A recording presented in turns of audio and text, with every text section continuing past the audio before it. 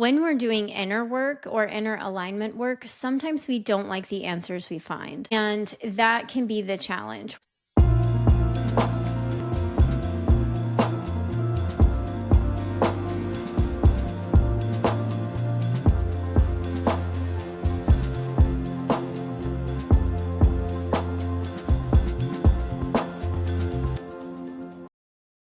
Well, hey, welcome to the Amanda Kaufman Show. And this week we're going to dive into some energy. And I'm pumped for this because Candice Van Dertholen is a holistic practitioner and she's the founder of the Warrior Within Healing movement. And she's dedicated to helping others reconnect with themselves during life's most pivotal transitions. And whether she's supporting someone's brand that's brand new to energy work, this is something she's very good at, which I'm excited about, or if it's just an entrepreneur feeling really stuck in their business, and I know I've been there a time or two myself as well. Candice's work always begins with the same foundation, and this is where she and I really are singing from the same song sheet, even if we are sharing different tunes, one could say. It all starts with this inner alignment. Candice, welcome to the show. I'm so excited that you're here. Oh my gosh, thank you so much. That was a beautiful welcome in. So thank you. I appreciate it. My absolute pleasure. So, Candice, energy work, Reiki, healing, crystals, like these are things that you've invited into your life, maybe more lately, I guess you could say. What led you to energy work in the first place? Yeah. So, one of the things that led me into energy work was that I kept finding these roadblocks, and I would get so far on my healing journey. Just a backstory, I am somebody who has a lived experience of very deep depression. So, it started really young in my childhood. And so, sorry about that.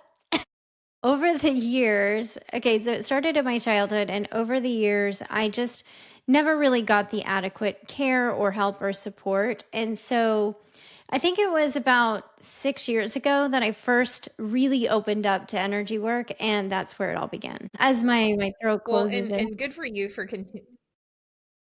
Yeah, I was gonna say, are you okay? Do you need a break? No, I'm good. I'm good. Okay, amazing. Yeah, and I mean, thank you so much for speaking to it as well. Thinking about throat closing and things like that. It's hard sometimes to speak about, Reiki and alternative therapies, but I think that it's also incredibly courageous because for people like yourself and for many of the people that you've helped, it really can be that alternative that unlocks a lot. When you're working with somebody through more of these energetic modalities, what do they say, about that experience? Does it work for everybody? Does it always work? That's one question that I would have.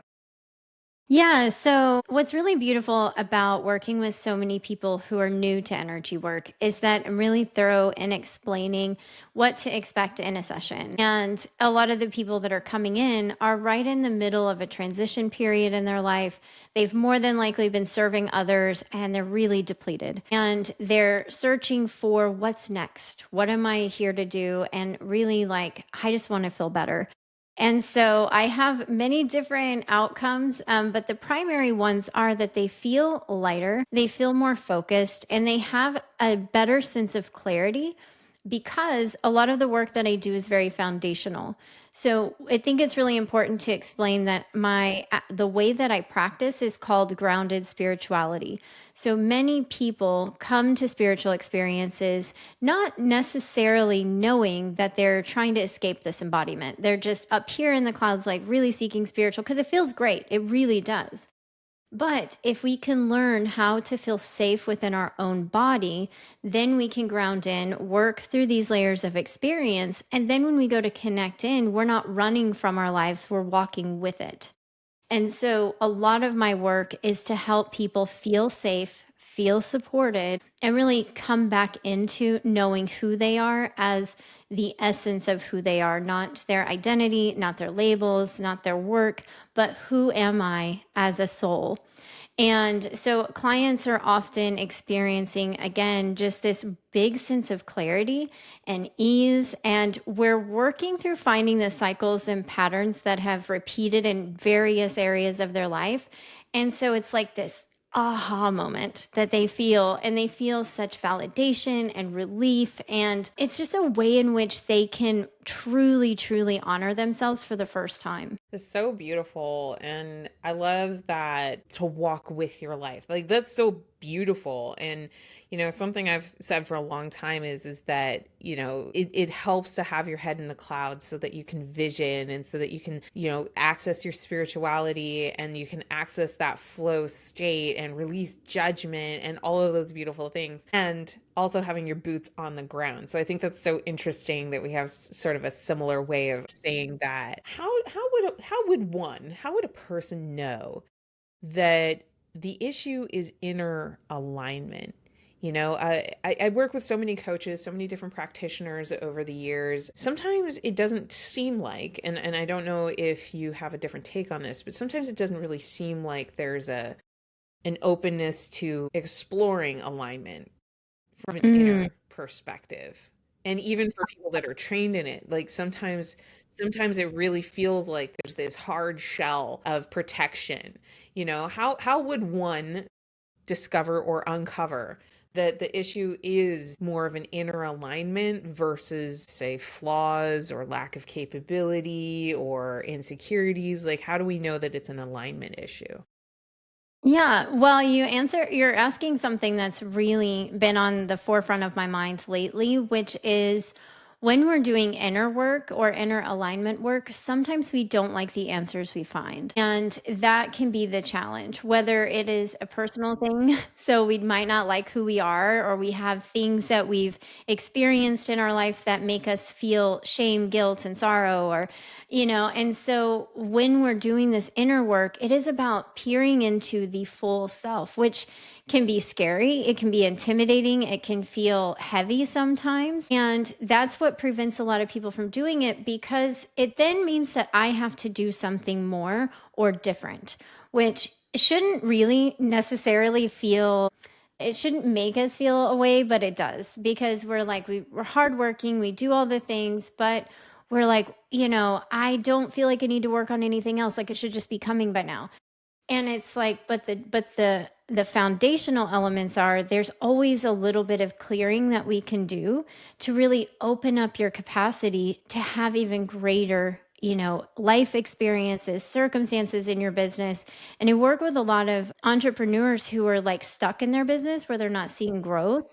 And a lot of the times it's because they're not aligned with what they want to do, or they're really scared of the success that that business could bring. And that could be, connected with past burnout that they experienced in their corporate life, or past burnout that they experienced over here. And so they're creating an energetic resistance that is out of alignment. And so that's why this work is so important, because we think we want all this success, and we do, but then we're also afraid that we're going to lose it. What if we can't handle it? Can we duplicate it?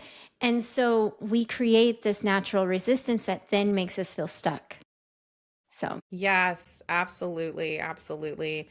I think a lot about my own experience of building this business. For example, I've been doing coaching of some form or fashion for well over a decade, and as an entrepreneur for over 8 years. And one of the growth points that has shown up a few times has been this inner alignment, because what people don't necessarily appreciate, I think, sometimes is growth is continuous, right? So you can serve and you can sell from where you stand, right? Like from right now, like you're good enough, you're great, you're amazing, you're divine, you're wonderful. And as you continue to grow your capabilities and as you continue to grow your associations and your status and all of these different things, what used to fit you like a glove doesn't always continue to fit. And you're so right. Like I hear a lot of entrepreneurs talk about fear of success or a fear of, this imposter syndrome or things like that. And those are different labels for what I think you do a beautiful job of, just the wrapper of, it's a resistance. It's an energetic resistance. So for somebody who's not familiar with Reiki or energy work or crystals, I know for me, when I was starting on this journey, I was like, that's all woo woo, right? But you're a very you're a very pragmatic and grounded person who still practices like these things. And I have had a little more exposure and education on these things later. But to someone who's maybe new to the idea of Reiki or energy work, and maybe they really value science and they really value certainty and all of these kinds of things, what would you tell that person if they were still energy curious? Yeah, I love it because a lot of the, like I said, a lot of the clients I work with are right there. They're very curious and they're still leaning into all the practicality of life, which is totally beautiful. I'm the same way. I love the science bridges spirituality in that combination because scientists have been studying this energy work, metaphysics, all of it for decades, if not centuries, because they're trying to explain ancient wisdom and tradition. So there are several doctors and books out there that I can definitely recommend there as a starting point if you're curious, because it's all been studied. And we're finally starting to see more doctors feel comfortable to open up about the studies that they've done. I know that Diary of a CEO had a neuroscientist on his podcast recently who was communicating with her deceased husband, and she wanted to prove it from a scientific standpoint that it is possible to do so. And that's just the curiosity that we have. But to go back to the basics of what energy work is and how we can really look at it from a different lens of perspective, is that we carry energy throughout our entire body. Our food is energy, our air is energy, our water, all the elements in our environment. So, sound, everything has energy. And the way that we look at it is that we're always resonating at a certain frequency. And those frequencies are usually dictated by our experiences. So, whatever we've gone through in our lifetime really accumulates to how we energetically have our signature. And so, we tend to call in different patterns and cycles. So, meaning if you had a certain childhood experience, you might replicate that in your home environment. So you might also replicate that in your relationships or even your career. And so it's really important to find the root of the cycle and patterns that aren't aligned, because sometimes they're very aligned and we celebrate those. And sometimes they're just not serving us and or we've outgrown them. And so when we think of energy, we're really just co-creating in our environment with our energy signature. And I look at it through the energy centers, which are the chakras, and each one lays a stair-step foundation for what their, no, I'm not going to say their purpose is, but like when you start understanding the root of each one, you can really understand, oh, why do I have this fear of public speaking? Or why can't I fully see my vision? Or why do I feel unsafe whenever I'm going in to have this conversation?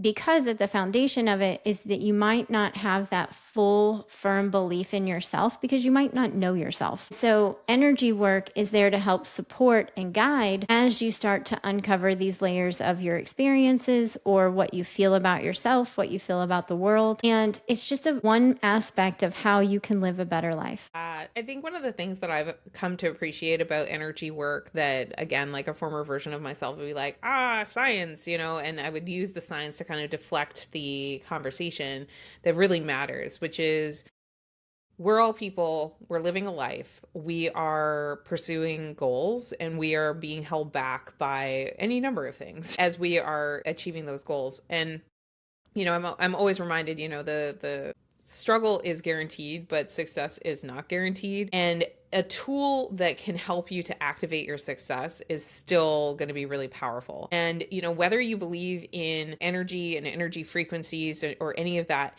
I've personally found is somewhat immaterial, because what that kind of work can do is it can give you language to focus your attention and focus where you're paying attention to things. And that on its own is already huge. Everybody these days, and we could use the word energy if we want to. I like to get more specific, like beyond energy. I like to say like it's your emotional experience, it's how you're feeling, and start to like really describe those things. I think a lot of people really lack language, and they lack focus or a focused way to walk through how do I actually feel? What do I really want? What are my perceptions around the obstacles of life, the struggles? And so, my point of view is I'm like, if it works and it gives you that language and it gives you that necessary breakthrough, then okay. And crystals are pretty also, right? Like, so there's a lot there, and you can believe in the energetics and the fields and all of that kind of thing. But I'm gonna say, for the skeptic, like, it still works, right? In the way that a lot of things work that we can't fully explain why it works, right? And that's okay. Yeah. Well, and it's like, when you think about So, oh, go sorry. ahead. Well, I was gonna say, like, we think about Wi-Fi, and everybody's usually using that as an example because it exists. We can't necessarily see it, and we definitely can't always explain it unless you're into that field, right? And so there's things like that, or air. Like, we can't necessarily see air, but we can feel it, we can experience it. And so those are the kind of things to think about when you're Exactly. considering this work. And it can be as esoteric as you want it to be, or it can be very simple, like how I practice, in that yes, I love all the woo, and don't get me wrong, it's great, but I'm not the person that's gonna say, "Hey, we need to go sage your whole house right now," because it's not accessible to, like, 98% of people out there.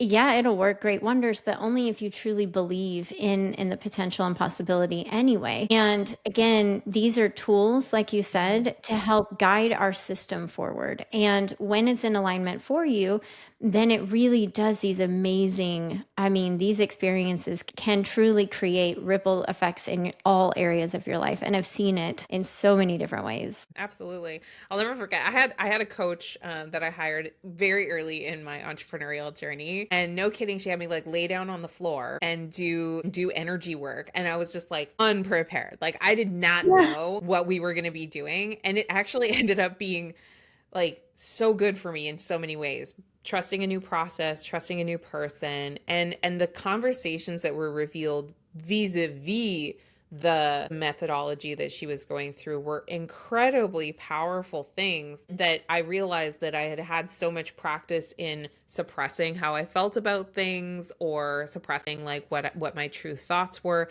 and also suppressing my own curiosity of like what could I be open to potentially. And when I say my creativity was so unlocked, and that creativity there, led me to exploring relationships I never would have explored, to trying new ways of moving. And we were about to go live with today, and you were so complimentary of my lipstick. And so much of that, it's like the former version of me that did not have access to energetic modalities or an open-mindedness around the exploration. And look, I'll be honest, I still haven't made up my mind about a lot of things, but the thing is, you don't have to.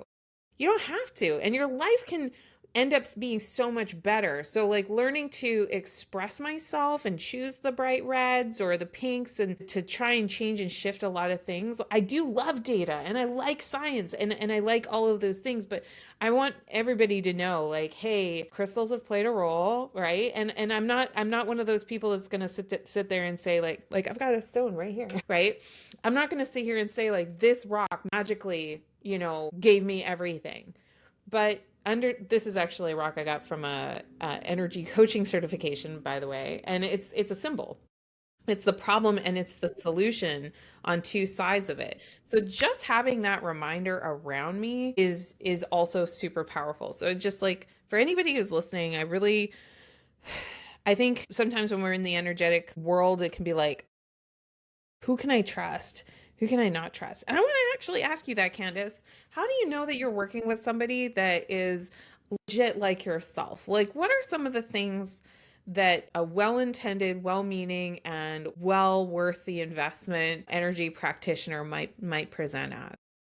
Yeah, so I think that it's the energy that they put out into the world, really. And it is something that when you're choosing a practitioner, you do want to resonate with their message and their method and how they approach things. Because again, every practitioner is a little bit different, and what they're aligned with is also different. And so, well intended practitioners are never going to make you dependent on them. Like, I am not servicing you as a client if I am not guiding you into your own journey. Because if we only create codependency, how are we helping support the collective energy any different than any of the systems that don't work? And so I think that a well intended practitioner will be a guide and a mentor and somebody that's there to help you support and activate the journey.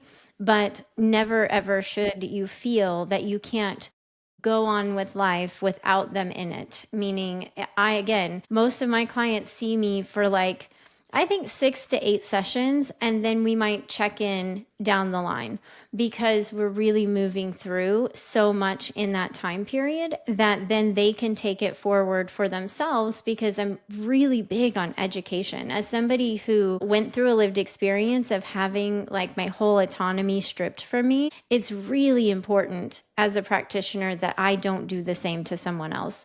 And so I'd say that's one of the key things. The other thing is they Mm, should also be always working on themselves. Like I am never done with my journey in that I get excited now. So there's a difference in the beginning. It can be a little bit challenging in that you're kind of going through the murky stuff and like trying to figure out all the things. But then you start to get inquisitive because you're like, oh, I'm really curious. Like, I was like kind of in a tiffy about this. What is going on with me? And like, what's the deeper layer? And so it's kind of gets to be this fun, experimental, I guess you could say, moment in your life. And a practitioner is usually going to have another practitioner in their life. I see a practitioner once a month outside of my own energy work that I do for myself because I'm very intentional that I want to know. I want to make sure that I am a clear vessel because I'm literally supporting the energy of others. So I would say those would be key elements is like you should never feel like you can't go between sessions or, maybe in the beginning it's a little bit different, but again, like you should never have to feel dependent on that person to get you further along in your journey. Yeah, I appreciate that about your approach too. Is like you are so educationally focused on, and really it's about the power that the person has that you're working with, and like them accessing that for themselves. And dear listener, she just gave like a crazy good rundown that you can apply to really anybody that you work with. Is this, but also keeping your power with you so that you're making a great decision. And, a great practitioner is going to be cool with a no, and they're going to be Mhm. cool with a heck yes. And, those are the kinds of people you want to be in relationship with anyway. So that's super, super Right? cool. Candice, what is the best way for people to get to know you a little better and keep up with what you're building next? Yeah, so you can find me on Instagram. It's Candice_Elizabeth.co. I love to, I'm primarily in my stories these days because I think that the interaction is more fun and lively. So that is where you can most easily access me. I'm excited to follow you there. And hey, listener, all of her links are also in the show notes wherever you happen to be listening or watching this episode. Candice, thank you so much for a candid and awesome conversation about energy and healing and everything. This was a truly unique episode, and I really appreciate you being here. Yeah, thank you so much for inviting me. And I wish everyone listening well. And thank you so much for being open. I love it. So good. And listener, if you love this, if you want to share this conversation about Reiki and crystals and energy work and the choice to pursue that as an alternative, feel free to grab the link to this episode and share it with 3 of your friends. Just text it to them or email it to them or DM it to them, or heck, use a carrier pigeon. But make sure you get it in the hands of someone who needed to hear this today. And before you go, make sure you smash that subscribe button, because if you've made it all the way to this point in the episode, you're probably going to love the next one. So grab that, hit that link wherever you happen to be listening, And then finally, if you've listened a couple of times and you actually really love the show, the way that you can help us the most is to leave a positive review however you happen to be listening. So it could be a comment in the YouTube, it could be a beautiful review in Apple or Spotify, but however you do that, thank you so, so much because it helps people to make the decision to spend time with us on the show. I'll be back with another episode very soon, but until then, make sure that you do what matters.